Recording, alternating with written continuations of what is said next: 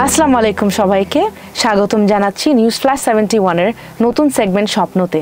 আজকে আমাদের সাথে আছেন ইস্ট ওয়েস্ট বিশ্ববিদ্যালয়ের সমন্বয়ক শুভ হোসেন রৌদ্র। আসসালামু আলাইকুম, হাউ আর ইউ? আলহামদুলিল্লাহ ভালো আছি, আপনি কেমন আছেন? ভালো আছি। সবার আগে আপনাকে জিজ্ঞেস করব আমরা, why did you become a part of the movement? এখন এটা তো মানে সবার আলাদা একটা পার্সপেক্টিভ ছিল, ঠিক আছে। ব্যাপারটা হচ্ছে আমরা আন্দোলনে হয়তোবা ঢাকা ইউনিভার্সিটি প্রথমে শুরু করেছে আন্দোলনটা, কিন্তু আমরা আন্দোলনে প্রথমে ছিলাম না। প্রাইভেট ইউনিভার্সিটি যে আন্দোলনটা শুরু হয় সেটা হয় 17 তারিখ। কেন 16 তারিখ যখন আমাদের ভাইদেরকে ঢাকা ইউনিভার্সিটি থেকে ছাত্রলীগের মতো যারা আছে সন্ত্রাসী সংগঠন তারা পিটিয়ে বের করে দেয়, যখন আমাদের ভাইদের গায়ে হাত পড়ে তখন আমরা তাদের প্রতিবাদের জন্য এই আন্দোলনে মানে মূলত আসা আমাদের এই আন্দোলনটাতে। তারা হচ্ছে এই সন্ত্রাসী স্বৈরাচারী সংগঠন, এই স্বৈরাচারী শাসক শেখ হাসিনা তার দলবল দিয়ে আমাদের ভাইদের উপর অ্যাটাক করে। আমরা আমাদের মূল চাওয়াটা কি ছিল? কোটা বৈষম্যটা যাতে না হয়, ঠিক আছে। কোটা প্রথাটা যাতে না থাকে। কোটার কারণে অনেকে হয়তোবা সরকারি চাকরিতে হয় না, ঠিক আছে। কোটার কারণে অনেকে সুবিধা ভোগ করে। তো আমরা এই বৈষম্যটা দূর করার জন্য আন্দোলনে মূলত এসেছিলাম। ঢাকা ইউনিভার্সিটি প্রথমে আন্দোলনটা ডাক দেয় এবং প্রাইভেট ইউনিভার্সিটি তখনই আসে যখন হচ্ছে যে ঢাকা ইউনিভার্সিটির ছেলেপেলের গায়ে হাত দেওয়া হয়, মানে ছাত্রলীগ যখন তাদেরকে হাত দিয়ে ওই মারামারি করে ক্যাম্পাস থেকে বের করে দেয়। তারপর why did you as an individual, আপনাকে কি ড্রাইভ করলো এটা জয়েন করতে? যখন আমি দেখলাম যে ঢাকা ইউনিভার্সিটিতে অ্যাটাক হয় তখন আমি মানে নিজেকে আর ঘরে আটকায় রাখতে পারিনি। কারণ স্বৈরাচারী সরকার গত 17 বছর এই বাংলাদেশের মানুষকে কিভাবে অত্যাচার করেছে এটা আমরা সবাই দেখেছি। তো যখন দেখলাম যে আমার ভাইরা শুধুমাত্র তাদের ন্যায্য চাহিদার জন্য আন্দোলন করার পরে তাদের গায়ে হাত দেওয়া হলো, তখন আমি নিজেকে আর ঘরে রাখতে পারলাম না। তখন আমার নৈতিক দিক থেকে ডাক আসলো বা নৈতিক দিক জেগে উঠলো যে এখন আর ঘরে থাকার মতো সময় নেই, এখন আন্দোলনে আসতেই হবে। এখন এটা আমাদের সবার আন্দোলন, সকল ছাত্রর আন্দোলন হয়ে গেল তখন। এটা যখনই আমার এই আন্দোলনে আসাটা। আন্দোলনকালীন অবস্থায় আপনার সবচাইতে পেইনফুল মেমোরিটা কি? আন্দোলন চলাকালীন সময় আমি আমার ফ্রেন্ড নাইম, ঠিক আছে, আমরা একসাথে আন্দোলন শুরু করি 17 তারিখ থেকে অ্যাক্টিভলি। এর আগেও আমরা আন্দোলনে ছিলাম, কিন্তু 17 তারিখ থেকে আমরা মূলত অ্যাক্টিভলি আন্দোলনটা শুরু করি। তো 18 তারিখ যখন পুলিশ আমাদের উপর হামলা করে, তো নাইমের গায়ে এই কয়েকটা বুলেট লাগে। তো নাইম যখন রাস্তার মধ্যে পড়ে যায়, ওই ব্যাপারটা মানে আমি জাস্ট অ্যাজ আ ফ্রেন্ড হিসেবে বা ওকে আমি মানে অ্যাজ আ ফ্রেন্ডের থেকে ভাই বেশি মনে করি। আমরা ছেলেরা তো বন্ধুদেরকে ভাই বেশি মনে করি। তো যখন দেখলাম যে ওর গায়ে গুলি লাগছে, ও রাস্তার মধ্যে পড়ে গেছে, ব্যাপারটা মানে আমি নিতে পারি নাই যে আমার ভাইয়ের গায়ে গুলি হয়েছে। তো এরকম আরও অনেক কাহিনী ছিল। আমাকে 1 তারিখ পুলিশ ধরে নিয়ে যায় এই মতিঝিল থেকে। তো আরও এরকম অনেক কাহিনী আছে। যেমন আমার ফ্যামিলি খুবই সাপোর্ট করেছে এই আন্দোলনের সময়, ঠিক আছে। আমাকে অর্থ থেকে শুরু করে মানসিক সব দিক থেকে তারা সাপোর্ট করেছে। আমার বাবা মা যদি না থাকতো, আমাকে যদি এতটুকু সাপোর্ট না করতো, হয়তো বা আজকে আমি এই সামনের সারি থেকে আন্দোলন করতে পারতাম না।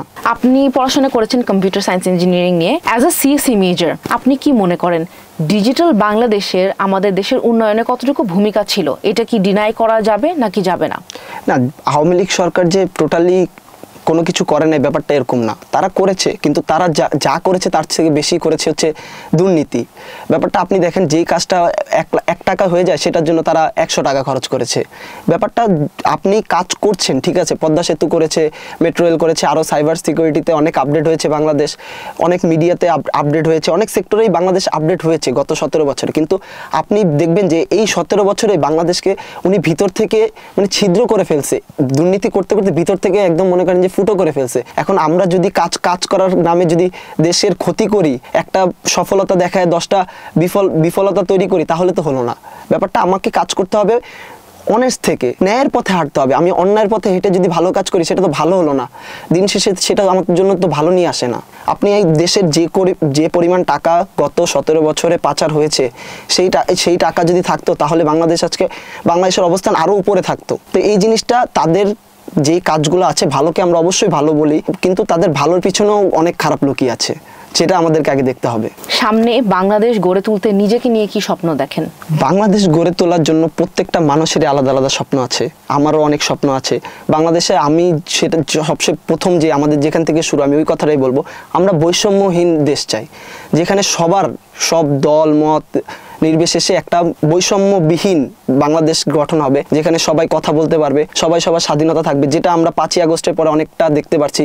যে আমার কথা হলো, কোনো দলই যাতে এসে, রাজনৈতিক দল স্বৈরাচার ক্রিয়েট না করে, তারা হচ্ছে রাজনীতি করবে, রাজনীতির মধ্যে স্বচ্ছতা থাকবে, জনগণের যেই চাহিদাটা আছে সেটাকে প্রাধান্য দেওয়া হবে, আমাদের মানবাধিকারগুলোকে প্রাধান্য দেওয়া হবে, এই জিনিসগুলো নিয়ে কাজ করবে যেই সরকার। তাদেরকে আমরা ভোট দিয়ে স্বচ্ছ ভোটের মাধ্যমে, ঠিক আছে, সুষ্ঠু ভোটের মাধ্যমে, স্বচ্ছতার মাধ্যমে আমরা একটা সরকার চাই, ঠিক আছে। এবং বাংলাদেশের যেই জিনিসগুলো বিগত বছরগুলোতে হয়েছে এগুলো যাতে আগামীতে না হয়, এই জিনিসগুলো নিয়ে আমি কাজ করতে চাই। রাষ্ট্র সংস্কার যেটা আমরা বলি মূলত সেটাই, আমরা রাষ্ট্রকে সংস্কার করে একটা সুন্দর, সুশীল এবং একদম পরিপূর্ণ জনগণের দেশ হিসেবে বাংলাদেশকে গড়ে তুলতে চাই। আপনার কি মনে হয় এখনো কি আমাদের সমন্বয়কের নেতৃত্ব দরকার আছে, নাকি জনগণের আরো এগিয়ে আসা উচিত? জনগণ ছাড়া তো আসলে কোনো কিছুই পসিবল না, কারণ আমাদের আন্দোলনটা প্রথমে ছাত্রদের থাকলেও শেষে কিন্তু এটা ছাত্র জনতার আন্দোলন হয়ে উঠেছিল। তো ওইখানেও কিন্তু জনতা আছে, তো ছাত্র জনতারা এখানে ছাত্রদের নেতৃত্বর প্রয়োজন। আমি মনে করি অ্যাজ আ ছাত্র হিসেবে যে ছাত্রদের নেতৃত্ব প্রয়োজন, ছাত্রদেরকে আরও বেশি রাজনীতিতে প্রভাব রাখা উচিত। কিন্তু জনগণেরও প্রভাব, জনগণ যদি তাদের অধিকারের ব্যাপারে কথা না বলে সেক্ষেত্রে তো যারা উপরে লেভেলে আছে বা যারা সরকারে থাকবে তারা তো অন্যায় করবেই। অন্যায়ের বিপক্ষে সবাইকেই একসাথে ঐক্য হয়ে বিরোধিতা করতে হবে, তাহলে কেউ অন্যায় করার সাহস করবে না। বেসরকারি বিশ্ববিদ্যালয়গুলোতে এখন আপনাদের স্টুডেন্ট পলিটিক্সের কি অবস্থা? এই নতুন চেঞ্জে এখন যে আপনার ধরেন ছাত্রলীগ সিনে নেই, how are the other political parties acting? আপনাদের কি সব ফেস করতে হচ্ছে উইদিন দ্য ক্যাম্পাস? ব্যাপারটা হচ্ছে ছাত্রলীগ যেই একচুটিয়া ক্যাম্পাস ভিত্তিক যে রাজনীতিগুলো করেছিল এটা এখন টোটালি কমে গেছে। এখন সবাই দ্বিধায় ক্যাম্পাসে ঘোরাফেরা করতে পারে, যার যেটা পছন্দ। আগে এমন একটা প্রথা হয়ে গেছিল গত 17 বছরে যে ছাত্রলীগ করতেই হবে, এটা as a student, as a ছাত্র হিসাবে ছাত্রলীগ করতেই হবে, কিন্তু বাধ্যবাধকতা ছিল যে না করলে তুমি ক্যাম্পাসে থাকতে পারবা না, এটা করতে পারবা না, ওইটা করতে পারবা না, তুমি কোনো ফ্যাসিলিটি পাবা না, তোমাকে সাইড করে দেওয়া হবে। বা তোমাকে প্রাইভেট বিশ্ববিদ্যালয় আস্কিং অ্যাবাউট প্রাইভেট বিশ্ববিদ্যালয় এবং ইস্ট ওয়েস্টের সিনারিওটা কি? ইস্ট ওয়েস্টের ব্যাপারটা প্রাইভেট, আপনি খেয়াল করে দেখবেন প্রাইভেট ইউনিভার্সিটিতে কিন্তু ওইভাবে রাজনীতি কখনোই ছিল না, বাট অনেক জায়গাতে পেনিট্রেট হয়েছে, অনেক জায়গায় হয়েছে। ব্যাপারটা এখন আমরা তো মিনিমাম নিয়ে কথা বলি না, ম্যাক্সিমামটাই নিয়ে কথা বলি। তো ব্যাপারটা হচ্ছে যে আপনি যখন দেখবেন যে প্রাইভেট ইউনিভার্সিটি কিন্তু রাজনীতিটা টোটালি ব্যান, তাদের ক্যাম্পাসে টোটালি রাজনীতিটা ব্যান, ঠিক আছে। তো ভিতরগত কিন্তু রাজনীতি চলে, কিন্তু ব্যাপারটা হচ্ছে আওয়ামী লীগ যে রাজনীতিটা করেছে এই রাজনীতিটা এখন হচ্ছে না। কিন্তু ব্যাপারটা হচ্ছে বিভিন্ন যে দল আছে, যেটা বিএনপি বা আদার যে দলগুলো আছে, তাদের দিন শেষে কিন্তু তারা দেশ সংস্কারের কাজই করছে এখন। তো এখন পর্যন্ত আমি ওইভাবে আওয়ামী লীগের মতো স্বৈরাচারী কার্যক্রম ক্যাম্পাসে বা কোথাও দেখছি না। ভবিষ্যতে যদি এটা হয়ে ওঠে আমরা আবার প্রতিবাদ করবো। এটা এই যে গ্যাপটা হয়েছে, right, there is a cavity political power in this campuses. আপনার কি মনে হয় এগুলা কি অন্যান্য ছাত্র রাজনৈতিক দলগুলো কি এগুলো অ্যাডভান্টেজ নেওয়ার চেষ্টা করছে না, বা তারা কি কোনো ডিস্টেবিলাইজেশন কজ করছে না? এখন ব্যাপারটা হয়ে গেছে, একটা গ্যাপ ক্রিয়েট হলে তো সুবিধা ভোগ তো সবাই করতে চায়, সুবিধা কে না নিতে চায়? আপনি সুবিধা পাইলে, আমি সুবিধা পাইলে, সুবিধা ভোগ সবাই করতে চায়, কিন্তু সুবিধা ভোগ করারও কিন্তু কারণটা কিন্তু আওয়ামী লীগই ক্রিয়েট করে দিয়ে গেছে। এখন আমাদের যে রাষ্ট্র সংস্কার, এটা যদি আমরা ঠিকমতো করতে পারি, এই সুবিধাভোগীদেরকে আমরা সাইড করে দিতে পারবো। এখন যেহেতু খালি জায়গাটা অবস্থান হয়েছে, একটা খালি জায়গা ক্রিয়েট হয়ে গেছে, তো এই জায়গায় সুবিধাভোগীরা ঢুকবে। যেমন এখন অনেকে ভুয়া সমন্বয়ক ধরা খাচ্ছে, তো বিএনপির অনেকে অনেক জায়গায় অনেক কাজ করছে। আমি বিএনপিকে আহ্বান করবো যে তাদের যে তৃণমূল কর্মী বা সমর্থক আছে তাদের দিকে একটু নজর দিতে, কারণ তারা অনেক জায়গা থেকে রিপোর্ট আসছে তারা হচ্ছে এই করছে, চাঁদাবাজি করছে, দুর্নীতি করছে।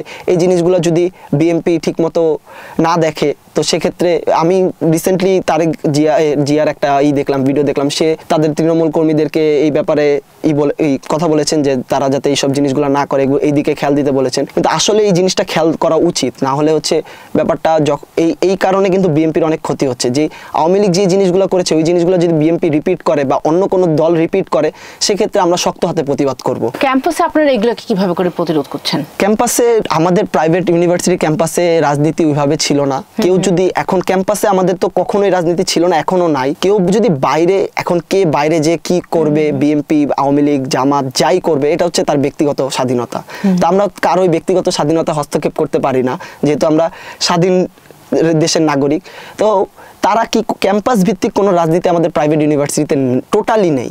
তারপরও বাইরে যেটা আছে সেটা তাদের স্বাধীনতা, তারা বাইরে গিয়ে কি করবে না করবে এটা তাদের নিজস্ব ব্যাপার। এগুলো নিয়ে আমরা আসলে ওইভাবে দেখছি না। রুদ্র, আপনাকে অনেক ধন্যবাদ আমাদেরকে সময় দেওয়ার জন্য, এবং আমাদের দর্শকদের অনেক ধন্যবাদ আমাদের নতুন সেগমেন্ট স্বপ্ন দেখার জন্য। আশা করি পরবর্তী শোতে আমাদের সাথে থাকবেন। Thank you very much. Signing out, আমি কিংবদন্তি। আসসালামু আলাইকুম।